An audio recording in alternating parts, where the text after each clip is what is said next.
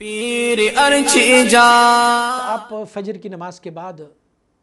یہ دعائیں وغیرہ سب کچھ ہونے کے بعد پھر آپ جو ہے وہ مسجد میں سالکین کے ساتھ حلقے میں بیٹھا کرتے ہوتے تھے۔ وأخرج الدارمي عن عطاء بن أبي رباح قال بلغني أن رسول الله صلی اللہ علیہ وسلم قال من قرأ یاسین فی صدر النہار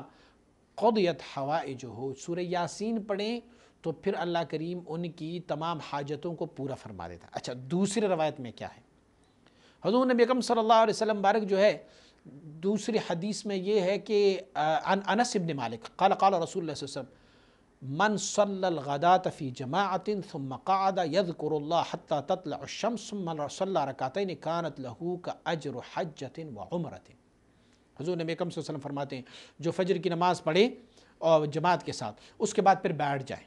وہیں پر اور اللہ کا ذکر کرتے رہے اس وقت تک جب تک کہ سورج طلوع نہیں ہوتا، اور سورج طلوع ہونے کے بعد وہ 2 رکعت پڑھے تو ان کو ایک حج اور ایک عمرے کا ثواب ملتا رہے گا۔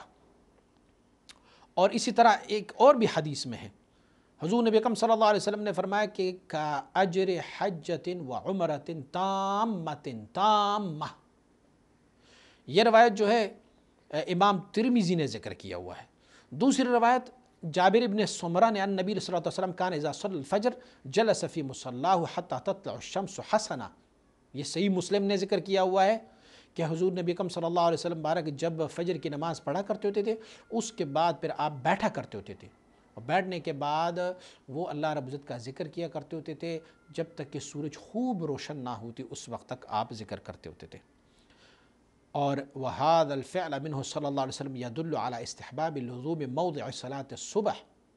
ہمارے فقہاء نے لکھا ہوا ہے کہ پھر حضور نبی اکرم صلی اللہ علیہ وسلم بارک کا یہ عمل جو ہے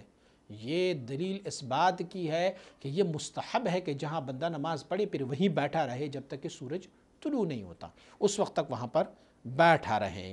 حتیٰ تطلع الشمس، جب تک کہ سورج طلوع نہیں ہوتا، پھر اس کے بعد وہ پھر اشراق کی نماز پڑھے۔ امام نووی نے اس کو ذکر کیا ہوا ہے۔ تو اس حدیث طیبہ سے اور حضور نبی اکرم صلی اللہ علیہ وسلم کے اس عمل سے اخذ کیا گیا تھا کہ حضور مبارک صاحب علیہ الرحمہ فجر کے بعد پھر سورج طلوع ہونے تک آپ تشریف فرما ہوتے تھے، حلقہ ذکر تشکیل لیا کرتے ہوتے تھے، اور پھر اس میں سورہ یاسین کی تلاوت کی جاتی تھی، جس کی حدیث کی روح سے میں نے آپ کو یہ دلیل دیا ہے کہ حضور نبی اکرم صلی اللہ علیہ وسلم نے سورہ یاسین کی فضیلت بیان کی۔ پھر اس کے بعد دعا پڑھی جاتی تھی، دعا کی جاتی تھی، اور کبھی کبھار جو ہے وہ فجر کے بعد مثنوی شریف اور اشراق تک جو ہے وہ کبھی مکتوبات شریف کا درس ہوتا تھا، یا پھر انوار قدسیہ کا، یا مسند امام ابو حنیفہ رحمۃ اللہ علیہ، یا ریاض الصالحین، یا پھر کبھی کبھار جو ہے وہ ترجمہ و تفسیر قرآن عظیم الشان کی، اور کبھی کبھار جو ہے نا وہ احادیث طیبہ کا ایک چپٹر چلتا ہوتا تھا، ایک اس مجلس میں ذکر ہوتا تھا۔